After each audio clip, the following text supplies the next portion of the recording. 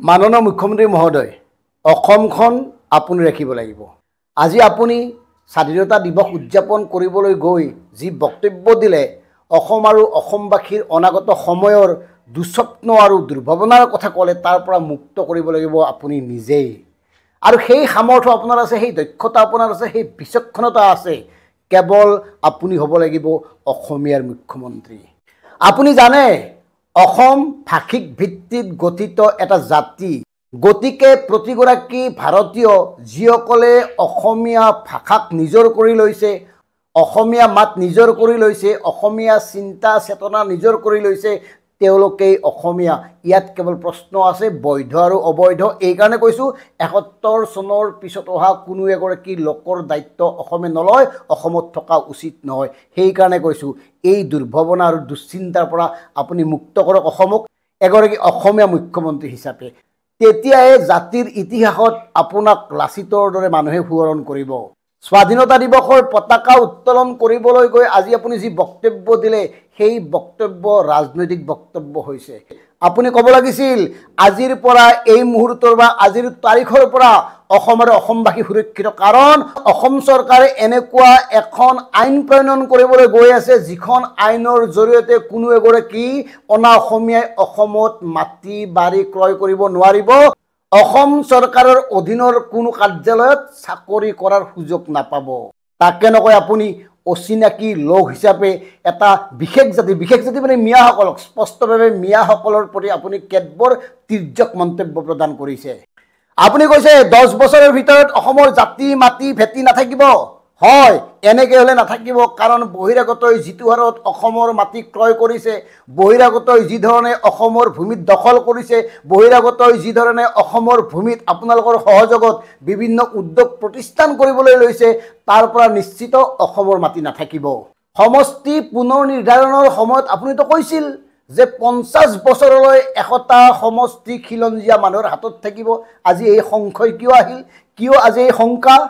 মানে সমষ্টি পুনৰ নিৰ্ধাৰণৰ উদ্দেশ্য খিলঞ্জীয়াৰ অস্তিত্ব ৰক্ষা নাছিল। সমষ্টি পুনৰ নিৰ্ধাৰণৰ লক্ষ্য উদ্দেশ্য আছিল কেৱল নিজৰ ভোট বেংক প্ৰতিষ্ঠা কৰা, ভোট বেংক সুৰক্ষিত কৰা। যদি সেয়া নহয়, আজি এই কথাটো কিয় ক'বলগীয়া হ'ল? আপুনি কৈছে 2টা দশকৰ ভিতৰত কোনোবা অচিনাকি মুখ্যমন্ত্ৰীয়ে জাতীয় পতাকা উত্তোলন কৰিব। লাজ লাগিছে এই কথাবোৰ শুনি।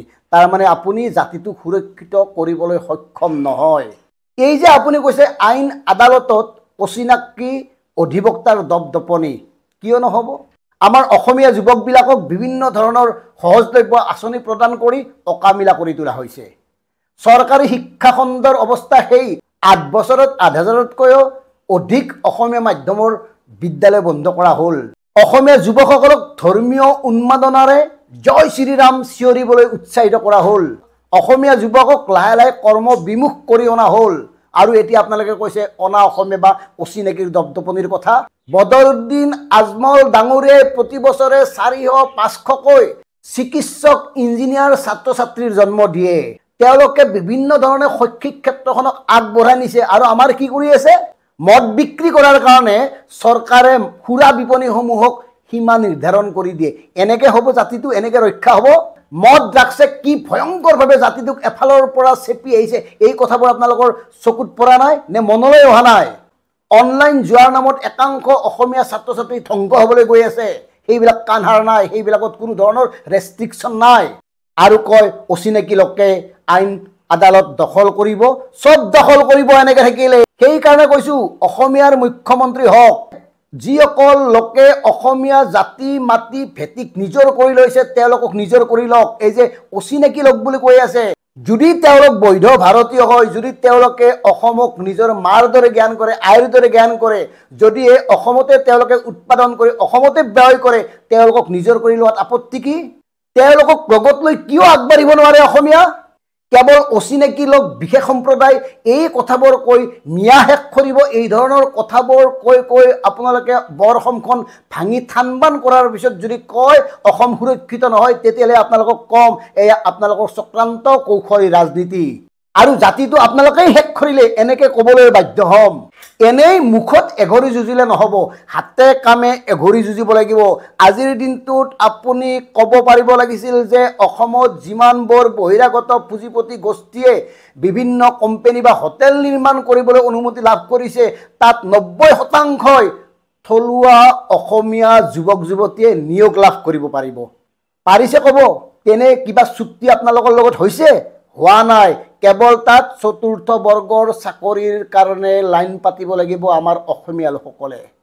শেষত স্পষ্টভাৱে কৈছোঁ, এগৰাকী গৰ্বিত ভাৰতীয় হিচাপে কৈছোঁ, এগৰাকী স্বাভিমানী অহংকাৰী অসমীয়া হিচাপে কৈছোঁ, আমিও হিন্দু কিন্তু প্ৰথমতে অসমীয়া, কাৰণ অসমীয়া আমাৰ জাতি, অসমীয়া আমাৰ আই।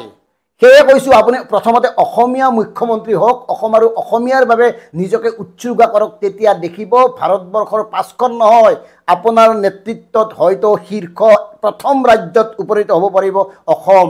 সেই দক্ষতা, সেই বিচক্ষণতা, সেই জ্ঞান, সেই বুদ্ধি, সেই বিবেচনা, সেই চিন্তা, সেই চেতনা আপোনাৰ আছে, কিন্তু আপুনি সেই সকলোবোৰ ব্যৱহাৰ কৰি আছে কেৱল ৰাজনৈতিক স্বাৰ্থত। পুনৰ কৈছোঁ, যিসকলক আপোনালোকে অচিনাকি লোক বুলি অভিহিত কৰিছে, তেওঁলোক যদি বৈধ ভাৰতীয়, তেতিয়াহ'লে তেওঁলোকক লগত লৈ জাতি গঠন প্ৰক্ৰিয়াটো আগবঢ়াই লৈ যাওক। তেওঁলোকক লগত লৈ অসম আৰু অসমীয়া জাতিটোক সুৰক্ষিত কৰাৰ চিন্তা কৰক, তেতিয়াহে সফল হ'ব। অন্যথা কেৱল ৰাজনীতি, ঘৃণা, বিদ্বেষে অস্থিৰ কৰি তুলিব অসম। আৰু আপোনালোকৰ ল'ৰা ছোৱালীবিলাকেতো কেতিয়াও ৰাজপথলৈ নাহে, আপোনালোকৰ ল'ৰা ছোৱালীবিলাকেতো এই কথাবোৰ কেতিয়াও নাভাবে। গতিকে আপুনি যেনেকৈ জানে বুজে, আপুনি যেনেকৈ দেখিছে, আপুনি যেনেকৈ এটা শংকা প্ৰকাশ কৰিছে অসমৰ ভৱিষ্যতক লৈ, গতিকে অসমৰ ভৱিষ্যত সুৰক্ষিত কৰাৰ দায়িত্ব আপুনি লওক এগৰাকী মুখ্যমন্ত্ৰী হিচাপে। ধন্যবাদ। জয় অসম।